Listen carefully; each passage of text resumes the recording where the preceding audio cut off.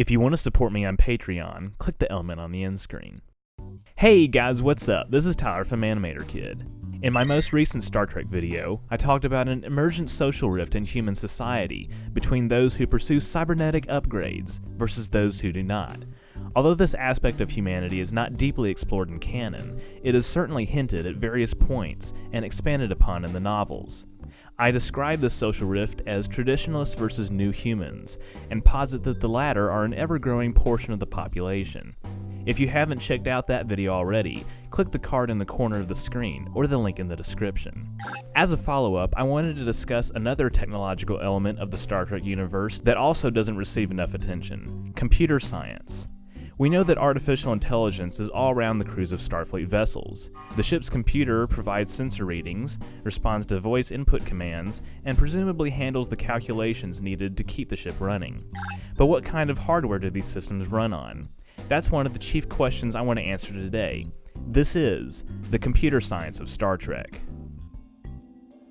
Ships such as the Enterprise that we see in the original series operate on a duotronic computing platform, developed by Dr. Richard Daystrom in 2243. Duotronic succeeds circuitry that uses components such as resistors and transistors, aka what we use today. Although not much information is provided on the inner workings of duotronics, it is likely that such systems build upon developments in quantum computing during the 21st and 22nd centuries. Daystrom's research into duotronics involves pinpointing the mathematical relationship between subatomic structure and data processing. By the 23rd century, the hardware required to address problems such as energy loss from quantum decoherence would have been perfected. Thus, duotronics are able to perform calculations at an unbelievably high speed.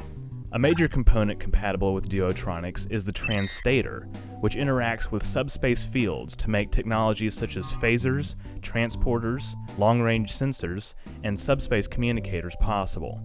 Transtators are known to exist as early as the 22nd century, albeit in their infancy, as evidenced in the Enterprise episode Dead Stop. Despite further advances in computing technology, such as bioneural gel packs and isolinear chips, the Transtator continues to be used well into the 24th century due to its reliability. Duotronics' ubiquity during the mid-23rd century allows for crew functions to be supplemented by artificial intelligence to an even higher degree than previously possible. The question of why so many humanoid crew members are needed to operate starships with all this AI is a point of contention among fans and critics of Trek. Attempts to explain this phenomenon often invoke the Federation's post-scarcity economy, a topic which I've covered before. When it comes to starships, the computer systems seem to function simply as tools to aid in crew operations, and the chain of command necessitates a hierarchy of ranked officers to carry out Starfleet's exploratory missions. The complexities of crew-computer interactions are one of the driving forces behind multitronics, Daystrom's design to supersede duotronics. Multitronic systems utilize very sophisticated technologies that mimic the human neural network, drastically reducing the crew complement needed for starships to run smoothly. Daystrom's first 4 attempts at creating a functioning multitronic computer end in failure. However, the M5 unit is given the opportunity to undergo field testing on the USS Enterprise. This test, as seen in the original series episode The Ultimate Computer, also ends in failure. Subsequently, Multitronics is abandoned, and Dr. Daystrom goes into isolation. The M5 incident is considered a major catastrophe for Starfleet, forcing computer scientists and engineers to look at alternate pathways of computer advancement. The biggest step forward comes in 2329 with isolinear optical chips, which use holographic technology to store information three-dimensionally.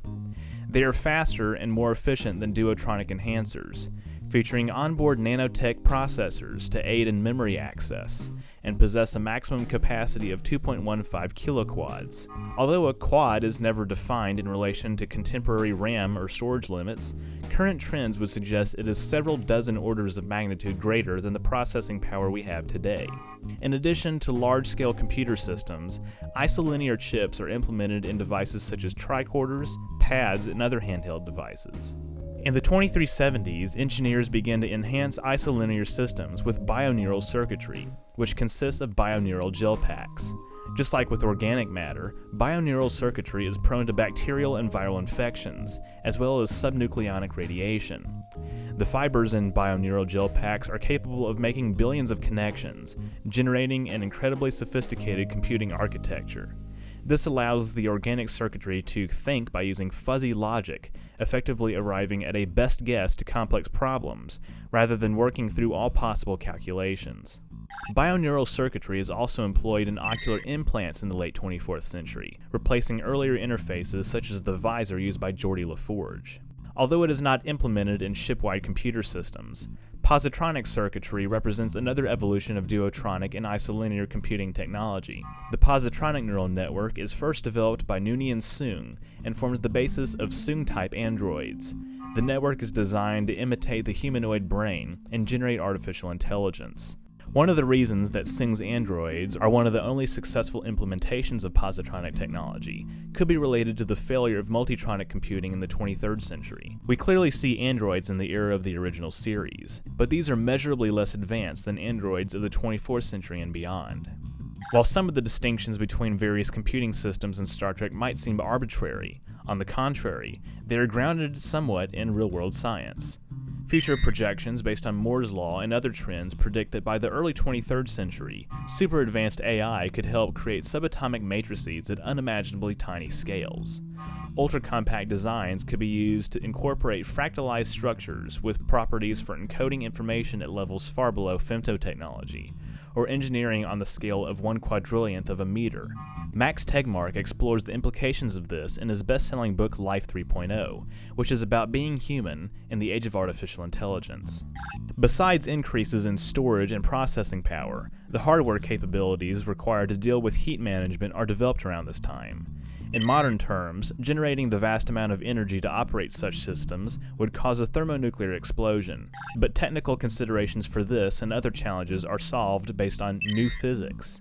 This is clearly demonstrated in the creation of duotronics, which achieves gains in performance and efficiency by harnessing quantum interactions at the smallest of scales, as well as tapping into subspace.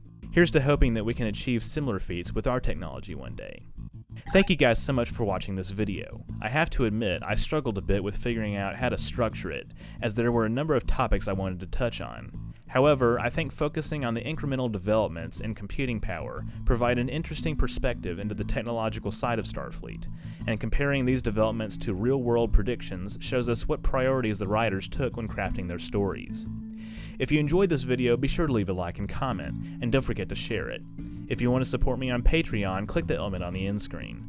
Don't forget to subscribe, and don't forget to be awesome. Live long and prosper.